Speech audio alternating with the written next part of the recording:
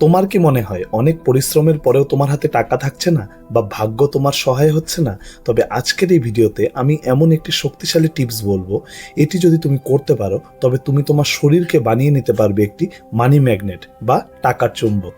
তা চলো ভিডিওটি শুরু করার আগে সবাই কমেন্টে লিখে দাও হরে কৃষ্ণ। কি করতে হবে? সকালে ঘুমের থেকে উঠে স্নান করে হাতের মধ্যে সুগন্ধি দিয়ে হাত ভালো করে ঘষে নাও। এরপর ঠাকুর ঘরে ঢুকে উত্তর দিকে মুখ করে বসো। তারপর সামনে একটি ঘিয়ের প্রদীপ জ্বালিয়ে নাও। 108 বার এক মনে এই মহাশক্তিশালী মন্ত্রটি জপ করো। মন্ত্রটি হলো ওং শ্রী যক্ষরাজায় নমঃ।